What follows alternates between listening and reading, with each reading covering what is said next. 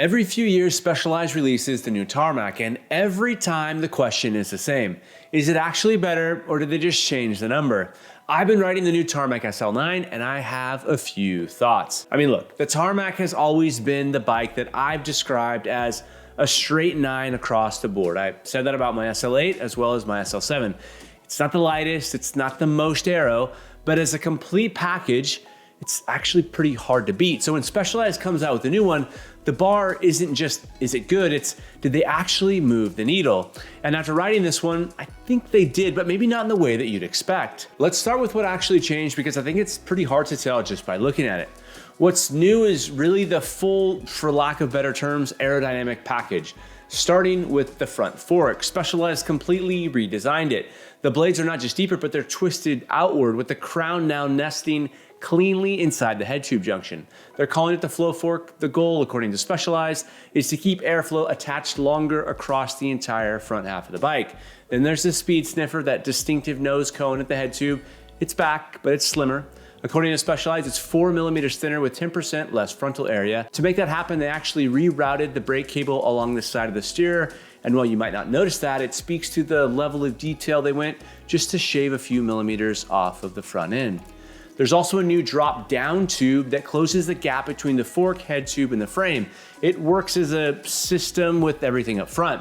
Going to the back of the bike, the seat tube wraps much tighter around the wheel. You can see it here. They're calling it the wind fin. According to Specialized, it's a ½ watt saved. It's a small number, but it's interesting thinking. And the seat post is also completely new. They're calling it the S-Works Aero seat post. It's thinner right where your legs are generating airflow into the frame while you pedal. According to Specialized, that zone is more aerodynamically sensitive than previously thought. And it all adds up to what Specialized claims is 4 watts faster than the SL8 at 45 kilometers per hour. Now, I think it's important to put that 4 watt number into perspective. 45 kilometers per hour is 28 miles per hour for us Americans. That's the speed at which Specialized measured that gain. And that's a speed that most of us aren't holding for long stretches on a typical ride.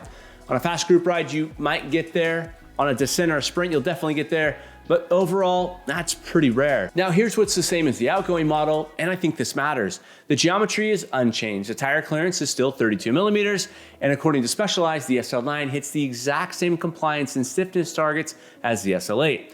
Same ride quality, same versatility, same one bike to rule them all philosophy that we've been seeing since the SL7. Now let's talk about this specific build. This frame is a size 56 S-Works in gloss Dolomite metallic chrome.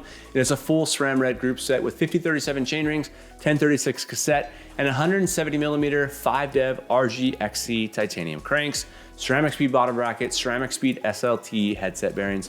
The wheels are the Roval Rapide CLX IIIs with carbon spokes. The front wheel is 51 millimeters deep, the back wheel is 48.5. It's intentionally more shallow in the back. The cockpit is the Roval Rapide, 40 centimeter bars, 120 millimeter stem.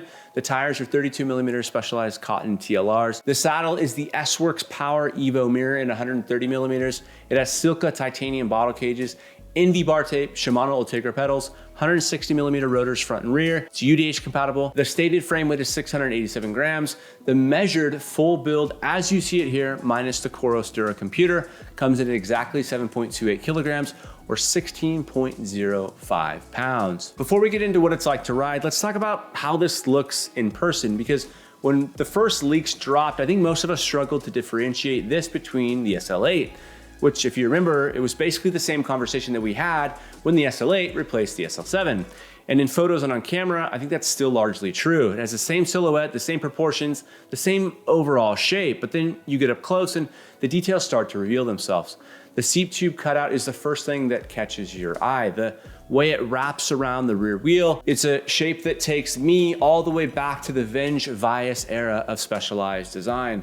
The drop seat stays are subtle, but they change the rear triangle profile in a way that feels more purposeful than the SL8.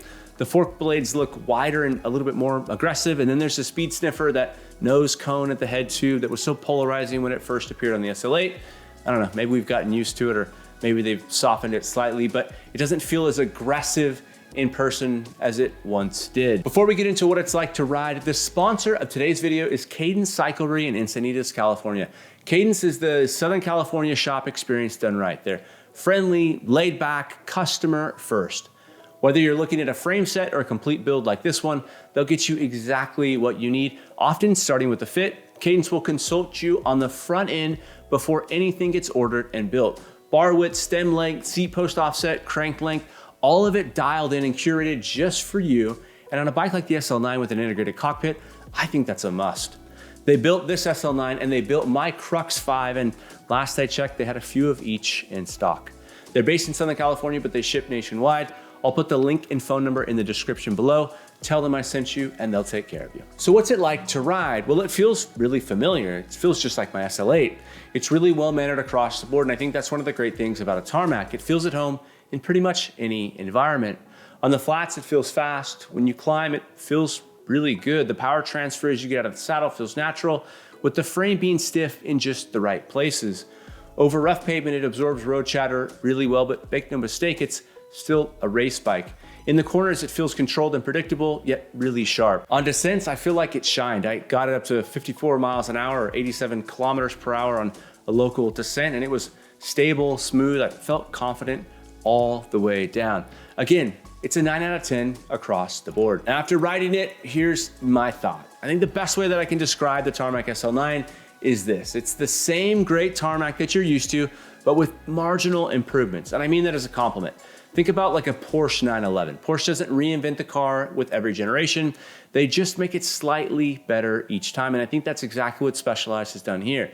The DNA is identical, the experience is familiar, but the details are sharper. When I first got on the SL9, it felt noticeably stiffer and more nimble. It really wanted to turn.